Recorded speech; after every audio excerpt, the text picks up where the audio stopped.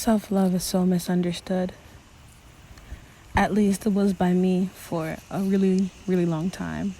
I think there was a long period in my life where confidence simply presented itself as ego, narcissism, dressed fashionably.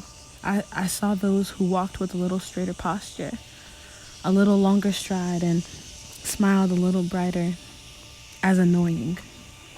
It was clear to me in my naive mind that they thought they were better than everyone around them. That made them pests.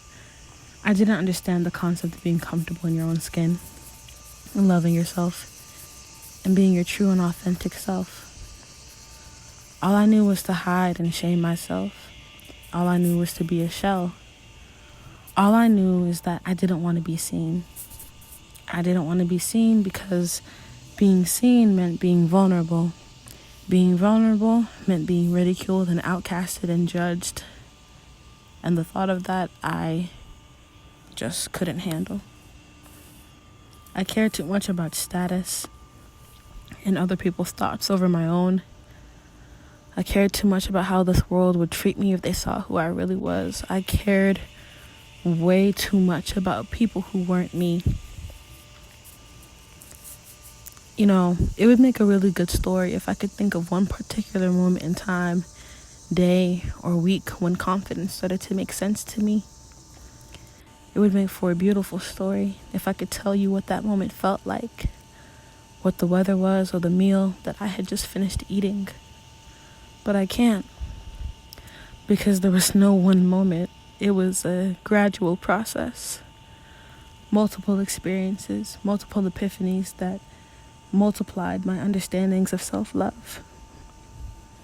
The closest thing I can think to a specific instance in time is that my desire to choose myself grew stronger than my desire to choose the world.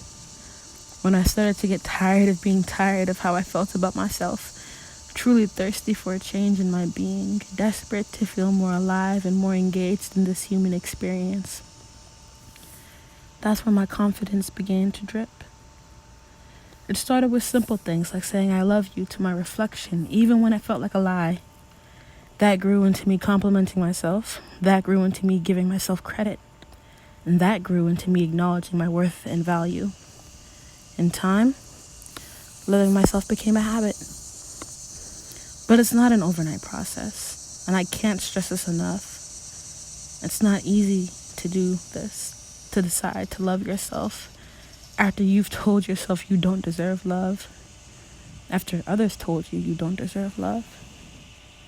It takes energy, it takes faith, and more importantly, it takes patience. Because nothing says loving yourself more than telling yourself it's okay, I got this, every day. So please, please, please, please, take your time. You will be okay. And with that, I'll see you next time. Stay extraordinaire.